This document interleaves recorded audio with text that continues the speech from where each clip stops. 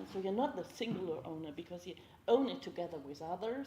You can work directly on the regeneration of the landscape and biodiversity. And you can also block other movements. So they tried, they didn't manage in the end, but they raised a lot of concern and opposition against the start of a data center. So one of these huge things. And what they wanted is they wanted to try, the municipality had already decided to sell the land to Google to start this data center, and there was a lot of opposition, and they didn't manage, but they wanted to buy the land from the municipality to block that development. But so you can see that they really try to become a political actor. And it's about, it's not local. It's not about local land. It's people from everywhere in the Netherlands who buy land together with others to make together decide that the land, some land will be used in a different way that is more conform to the conservation of the soil, biodiversity, and climate change. This is what they tried to, that is the place where they tried to block the data center, and this is where they tried to conserve a piece of land which is now used for urban gardening, and the city wants to build houses. And they also try to buy that land to oppose that development. Clearly a civic initiative, but not local, but concerning rural areas. The other example is more local. It's two farm women who started this activity also in the north of the Netherlands, where they try to find new ways to maintain their farm. So what they say is, they say, I produce food, okay, but I produce many more values. I also maintain landscape. I also organize activities for children, and all these values are not paid for. And what they are organizing is we still have to go a step further from nexogenous to what is also called relational. It's not just interaction, it's the dynamic of the relation. And rural development, because rural development is not produced in places, the problems settle in places, but the problems are produced elsewhere. And they are part of this dynamic of centralization and peripheralization. And although initiatives can mitigate the effects and play a very important role, they on their own are unable to maintain vital rural areas. And in order to understand what is happening, we have to zoom in and zoom out, and we have to unravel this moving relational web. Thank you for your interest. Thank you.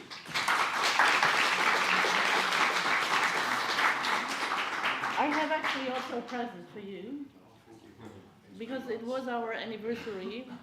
Actually, it was last year, 75, but because of COVID, we had it this year, and produced a book. And a lot of what I was telling you is based also in a chapter in the book, a reflection on rural development and place-based development. Here is the link, so you can download it. It's free, but I brought one for you. Thank you very much. Thank you. So let's begin with Colm and Frederica. Thank you. Former collective. We don't, so their rural residents says, we don't want our farmers to be bought out, to lose their farms. We run the farms here. It's our land, it's our community. But that has never been done. So, and they, by way of their region, got money to hire like a mediator or a trainer who would help them, facilitator, that's the best word, to together organize discussions and a plan what then to do. Because it's not so easy. So they have shared interests, but not all interests are shared. And you need to figure out what that cohesion or co-living then means at the now at the very local level. Because at the national level, and I have been part of a commission about the use of land in the Netherlands, they talk about the rural areas as empty space and agricultural land. So here we can do this, and there is nobody living there. And I felt like this repeat, but there are people living there. Yes, there are people living there. Yeah, but they are farmers. No, they're not all farmers. There are all kind of people. They are the same people because it's farmers and people who very, very traditional ideas. I think there are lots of people. There are lawyers, there are accountants, they have construction firms, they have a shop. There are loads of teachers, nurses, etc. Just like in the city. Actually, the most agricultural workers are close to the Hague in the center because that's where we have horticulture. But they didn't know that, so there are very strange ideas on both sides. And I think we need to, and that's why I said, I try to encourage this idea of this is our shared land. We need to, it matters to all of us what happens with the land, and we need to think about that, but in fairness, not in just deciding I will take this land, I will take that land. And of course this initiative of our land is maybe even colonization in the true sense of the word, because I buy the land and then use it as I want to see, and that's true. But what it does encourage is this idea that it's our shared responsibility and also our shared, that we need to overcome this polarization or consideration. This is agriculture and this is city. When it comes to knowledge, yes, I think that differs a lot per country, probably.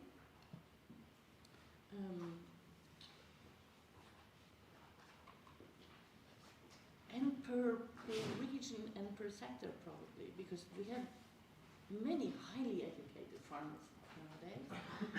Certainly in the bigger farms, in the very small farms, that might be different, and it might also depend on age. Sector, age, and region, I would say. What this agricultural innovation, AIP thing, whatever, agricultural innovation. Yeah, I forgot. I forgot the abbreviation, but it's like agricultural innovation spaces or partnerships, exactly. Yes. That's what the European Union has organized, and actually in a way also it becomes mandatory for scientists to participate in those partnerships, because what they want to guarantee is that the scientific knowledge is shared directly. So in the sense of I have knowledge and I bring it there, but also in the sense of together with farmers discuss what kind of knowledge do you actually need. And the theory is perfect. I don't know how well it works in practice, and I don't know how accessible it is for all farmers. What I know is that it's very inaccessible for women farmers. All agricultural training is very inaccessible for women farmers because it's very male-dominated and also very technology-dominated. So I think there is certainly a lot of improvement possible. When it comes to you as PhDs going into rural areas, is what I always find very important is to be very modest and not to come there as I'm the academic and I know what you need to do, but to come in a very modest mode and be interested in what is happening there, and also to bring gifts in a way. Try to understand if there is anything you can do in return, and that can be, and also to build up relations of trust, and that the things you can bring can be very small. And I remember when I was doing research among women farmers, and I met this farmer who was very defensive in the beginning and very distrustful, and then we got to talk, and I came back and I learned that she was very interested in conserving zucchini. So that was her hobby. Some rather recipes that I found. So like finding this kind of personal connections, and that is a very individual example. Yeah, try to you know, not only to bring your ideas, to ask for what is it that you need, and I'm coming here to learn, and that needs to be honest, of course, not just a way of doing. And because lots of people, in the end, they like to talk about what they experience, and many people are also, that is also, so there is this idea of marginal areas are horrible places to live, and we need to revitalize them, we need to change them, and it's very often the idea from the center, and they might even start, oh no, now I recognize that we need to, these poor areas, we need to help them. And then I said, okay, now I did it wrong, because it's beautiful places. It's people, what people love to live there. They're attached to the area very often. They're proud of what they have, even though they might recognize that something needs to change. So that is also very important to acknowledge and to support this pride and attachment. And maybe you can do something, but come from interest and curiosity, and then readiness to do something in return, I would say. I don't know if that answers your question. Probably we have a lot of questions here, and probably the big questions are, how hubs can be a part of this kind of place-based rural development processes, or how hubs can, unleash social innovation processes and things. But I quite like the way that you approach, the way that in these rural areas there is hidden value, a latent value. However, I think that if you look at the history of capitalism, there is always the core that extracts value out of these peripheral areas. But very selective value. Yeah, physical resources, labor, and so on. And in the last few years, I think that, especially during the pandemic, we all wanted to go to rural areas. I mean, there are thousands of digital nomads coming to Greece to live in rural areas. So I'm wondering whether, if agriculture can be done as the way it was done in the 60s and the 70s, especially for Greece, because, we are not that competitive anymore to the market. So I think that if I look to the example of rural Greece, I think that these rural areas are becoming more and more spaces of consumption of the urban upper middle class, because it's not affordable. Working class cannot afford, to go out there and spend a week or 10 days or 15 days. So I'm wondering whether, this value-based approach can be somehow,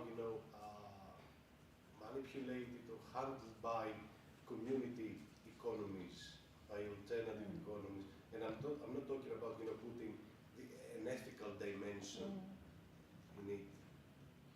I'm talking about, how we can really give the power to people in villages to do whatever they want. I mean, to unleash their dynamics, to unleash their values in different ways and in relations to urban areas. Shall we take some comments or questions? I think there was Ilaria first and then Michele. Thank you very much. Your presentation was very, very interesting.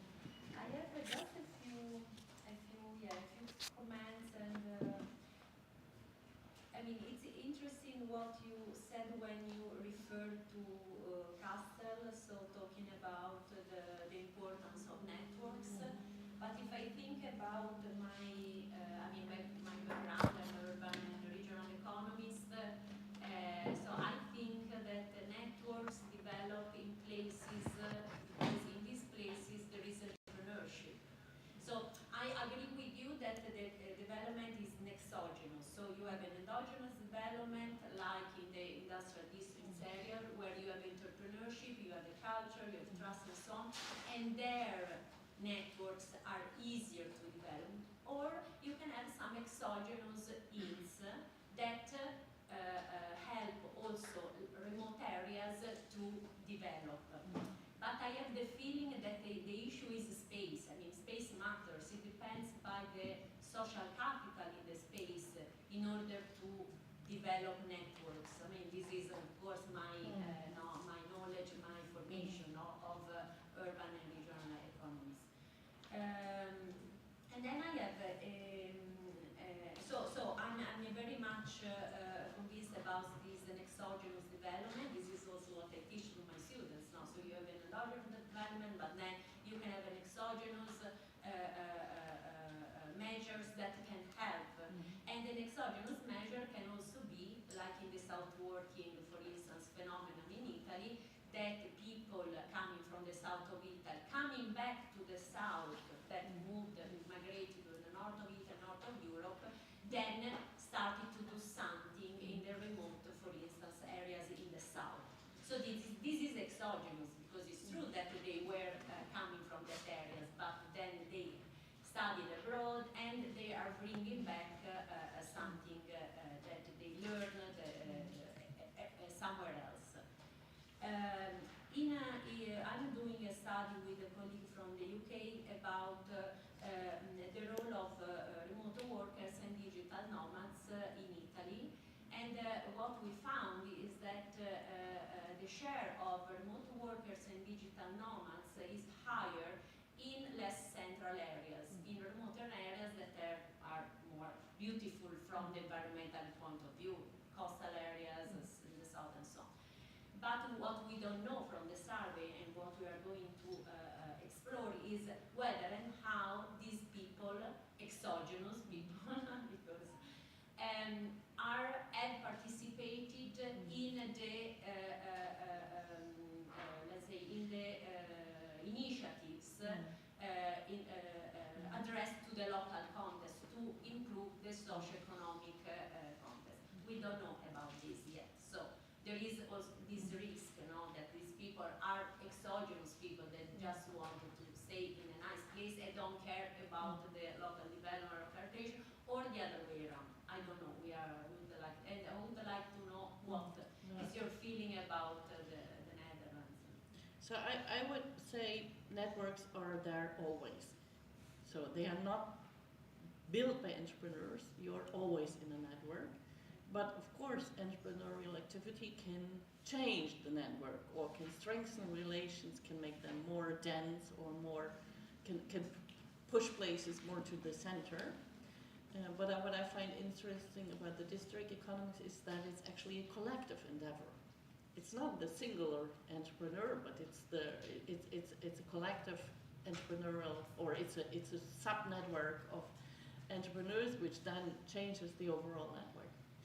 I would also think that people coming from the south, coming back to the south, I would consider examples of nexogenous, because they come back, and also the example that you had of the investment in Messaloni is very interesting. In Japan, you have the option to pay part of your taxes to the place of origin as a kind of loan, which is interesting. But and I think that I would like to know more about that. The example of the digital nomads is interesting, I find, because they go, but what they do on the line is that many of the places which seem to be abandoned and to be unworthy to investment are actually have a lot of value, because and are attractive. They offer a quality of life. What is a bit, at the same time, morally a little bit complicated, is that they offer a quality of life for those who do not depend on local employment. So they bring in, there are what I call colonizers in the sense of bringing a lot of, and then they profit from the environment.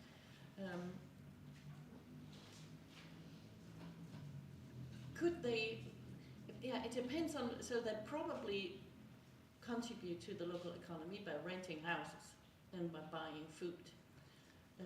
So they do contribute to the economy in some sense. I would be very interested to know if they engage, because I'm afraid that they very often do not, because that's not what they are interested in. But they use the place.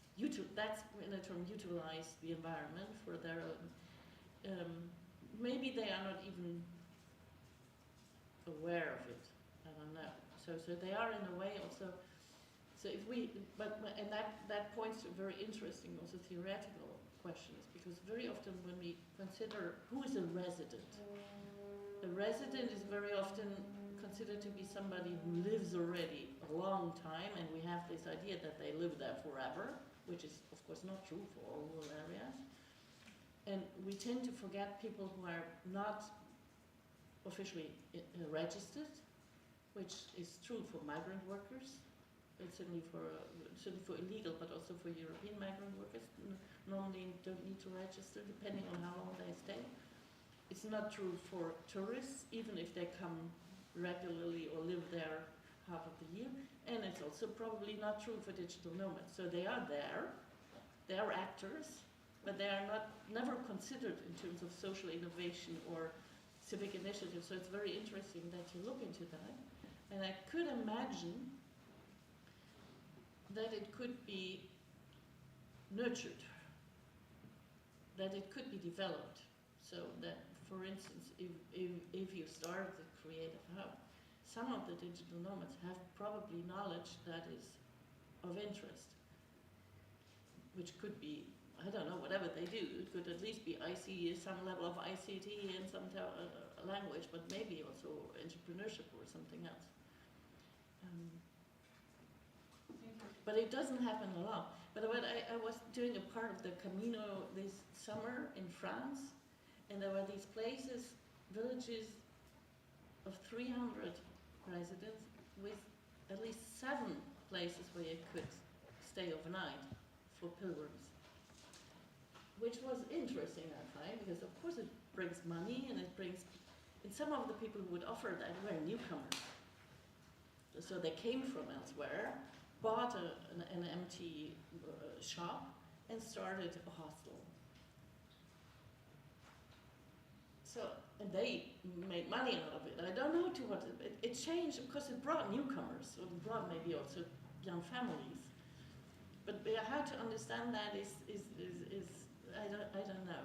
So it's similar to a digital nomad. You're a nomad without digital. So you walk every day and you're passing by, but you're also an actor. And is that bringing profit? I know in this Kinesis project we have a case in Spain where the village was interested to consider to what extent it was worthwhile profiting from the pilgrims, or if it would change their village. So if they should organize more activities to attract them, because this is the Aragonese route where few people walk, but you could, could attract them and keep them, but that might also change. And then the question, what is it that you want as a rural villager? And I also find that, I'm not, intriguing. So of course it seems to be logic to think rural development, endogenous development should be about what people want. So in that sense, democratic, participatory, but do they own the village? Is it actually really totally up to them? Is it not also, could it not also be, and then for a village maybe it's easier, what about sustainable energy? Where to produce that? And of course, I would say, I don't have the right to decide where windmills are built, but on the other hand, I think we do need them. We need to change to other sources of energy, and we need to decide where to put them. Can then every rural resident say, no, not here? Is that their fundamental right? What about then our collective interest of sustainable energy? Or has every farmer the right to decide whether or not to use pesticides because that's his business? I don't think so. So there are very difficult political and moral questions, ethical questions to decide who has the right to define needs and to make sure that they are realized. think that we have He has a kind of time question, for but I two don't. more questions from Yeah. each Michael.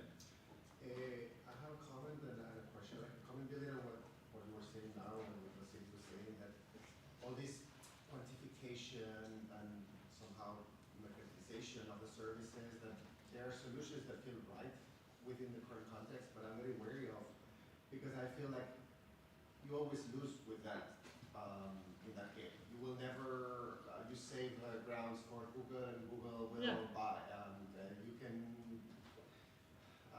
quantify the services women are creating, but you will never be able to quantify every single thing. And do we want that? And is that a game that?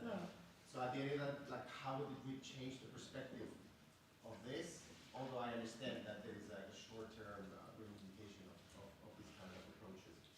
And also, like what you're saying right now, and actually it kind of even within, I mean, I don't know the specificities of the initiative that you mentioned, which sounds very good, but it's also the people about the owning the land, the common owning land. Is that people were involved into deciding whether they wanted a data center or not, and deciding whether that was a need or it was terrible, and because that can also be perceived as a colonization from the environments, urban, from the city that are consuming all this data, but they don't want, and it can be even very cynical, right? And I've experienced myself all this like super complexity and going into the question of this complexity of urban areas need to stay the way they are, but they are already lost. And I'm thinking a lot about Spain, where I'm from. They need regeneration. Like there are places where they're already in a cycle that it cannot just be kept. It needs to be regenerated. And in order to regenerate it, you need new people. And a lot of times that people is not the people from the town that locals would like to see, you know, kids of the kids, whatever. And a strong opposition or pushback and a cultural conflict between people coming in, whether the best intentions of the world. You know, you will never, ever, ever be a local. Maybe you keep if you have a son born in the place, etc. So my question is, and their working spaces fit, and that is actually I'm interested in my own research. What do you consider that, setting aside digital nomads, where I think it's a different thing, and not talking about the suburban, close to the city processes, but this counter-urban migration of knowledge workers, neo-rurals, retirees, retired people, etc., fit, how much they can contribute to this, what are the key leverages to actually not end up creating a divided society where you have the locals and the rich, arrogant, urbanized that come to do, and do you think that collaborative working spaces can have a fit there, or do you know interesting experiences, or how do you envision the future in the long term with all these changes? Yeah, again, it's there are different realities. So I think there are places where, with urban newcomers, and very often retired, or in the Netherlands, very often retired people, who integrated perfectly well, who were attracted by this sense of community, who came not just for the landscape and the house, but really wanted to make a difference and be part of a community. And they missed that community in the urban, and they wanted to contribute. And they became a member of associations. And they are often also valued because they have this, often they are highly educated because they can afford houses, that bring loads of experience, loads of networks, and know how to develop projects, to get leader money, and to get this kind of money, which is nice. But very often they also go to villages which were beautiful to start with. So they don't go to these mining villages where there is nothing in terms of amenities, or very little social, or very little educational capital. So the difference come bigger. What I have also seen in Spain is that sometimes newcomers are migrants from Morocco or from a different culture, which is not even digital nomads, but they really change our experience as changing the village, or in Italy from Africa, sometimes experienced as, or Albanians in Greece a long time ago, sometimes experienced as strangers, and then you can divide it, can have divided villages, but in some cases they also, when they participate, and when they reopen shops, when the schools can open again, and there was this example also in the south of Italy where the mayor, he was criminalized. So there, it is possible, but there it takes a lot of, I would say, maybe it takes this kind of hubs in terms of bringing people together, to learn together, to develop projects together, to not be experienced as a taking over. There's also, I had a master students doing research in Tuscany. I forgot the name of the place. Also a village with lots of migrants coming in.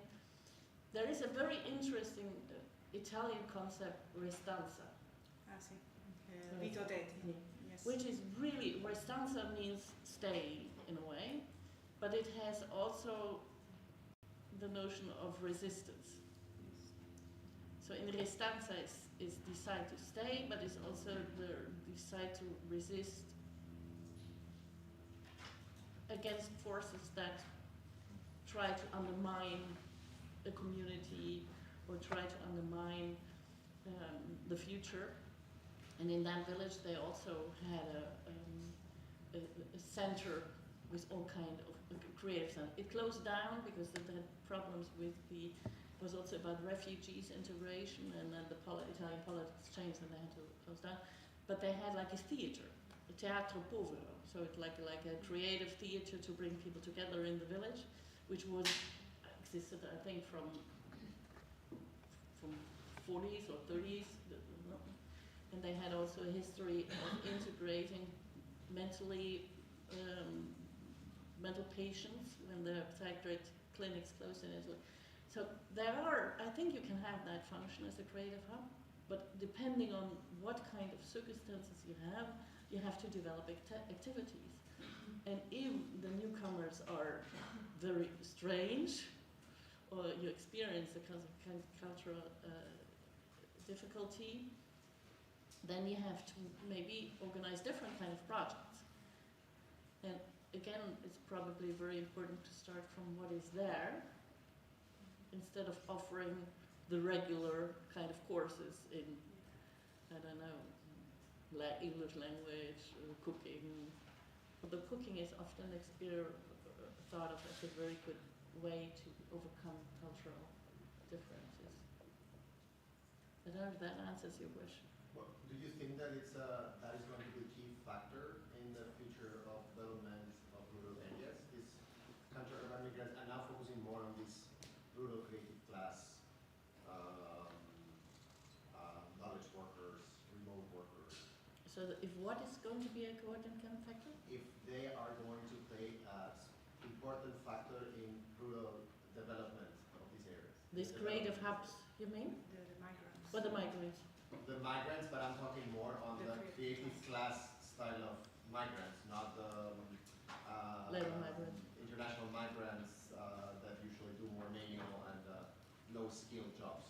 But in terms of bringing more innovation, higher income activities, etc., or it might be, because there's a lot of buzz, I feel, is yet to see if actually that is going to happen.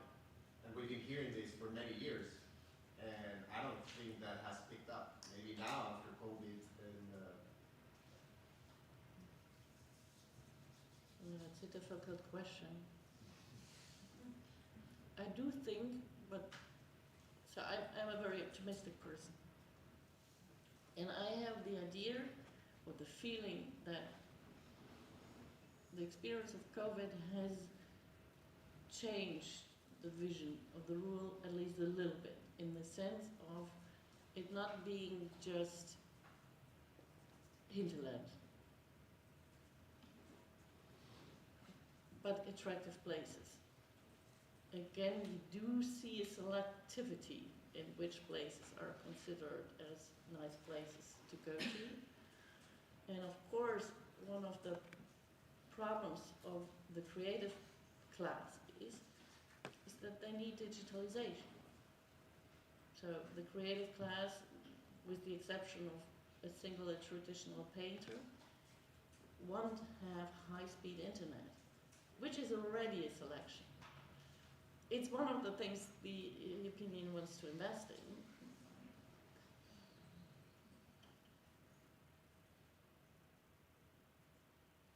Yeah, what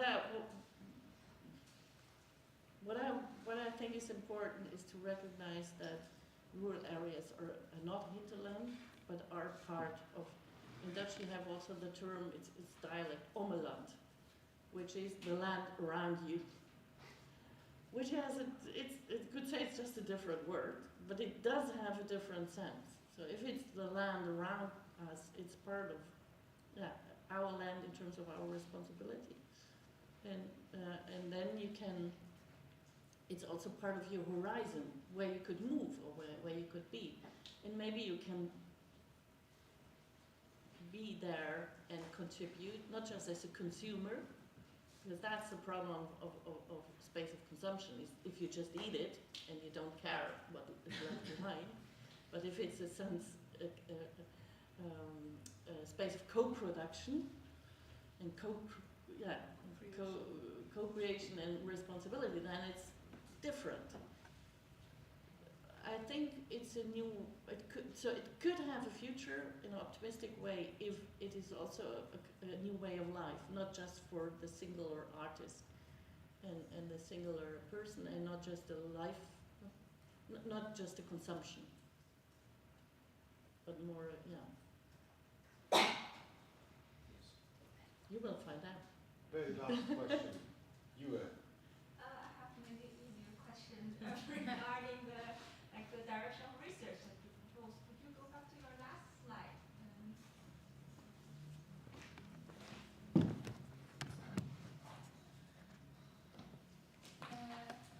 Yeah, so I'm wondering, I didn't quite fully get it, like saying to have like more, see the network more relational, but I wonder if you refer to shifting perspectives in our objective in research and how we see who the position of knots in this network, or do you refer more to like trying to shift the position of knots in network in reality? I don't know if I understood your question. So it's about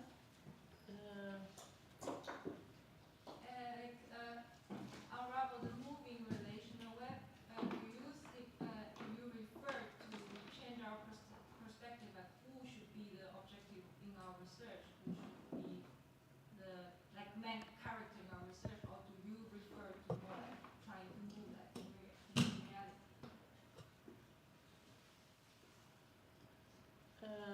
I think I meant it more in terms of research. So you have to, with that zooming in and zooming out, so you can zoom into local places and try to understand the dynamics in terms of civic initiatives or creative hubs and what they do to the place, but you need also to zoom out to see how that relates to what is happening elsewhere.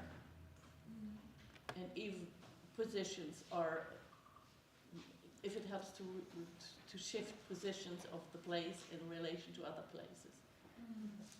Yeah, and I wonder if there's would there be some challenge to justify then in this way the network that we refer to in research, and then also the action network that's in reality?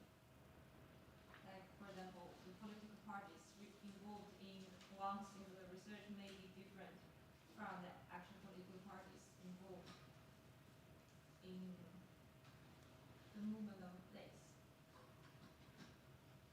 And I wonder, in research, how do you justify your scope of network?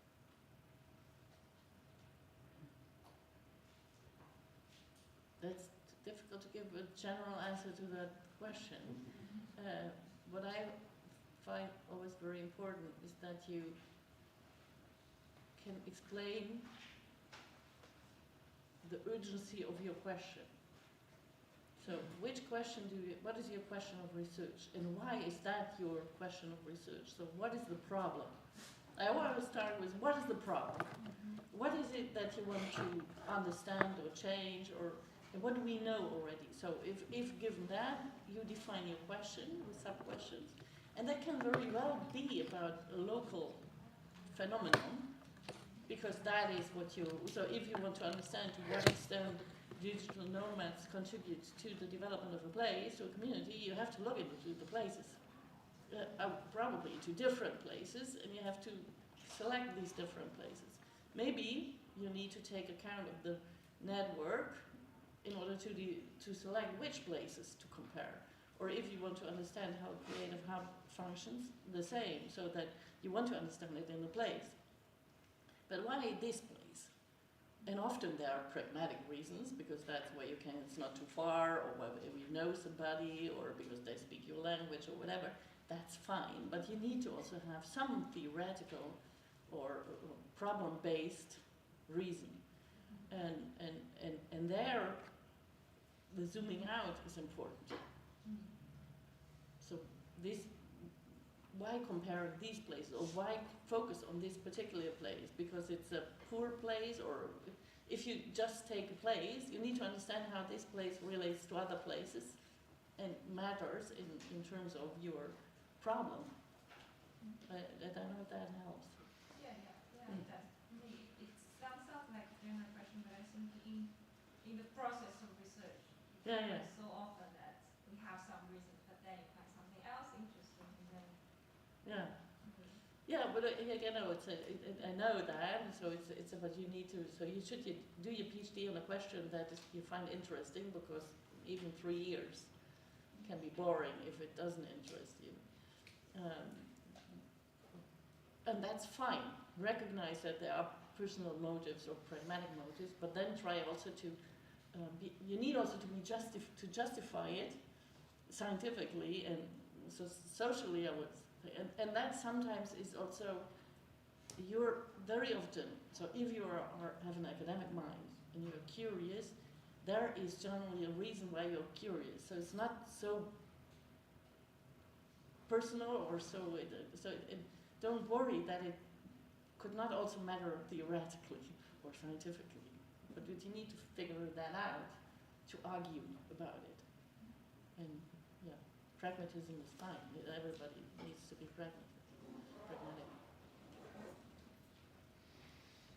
Okay, thanks very much, Bettina. Thank you.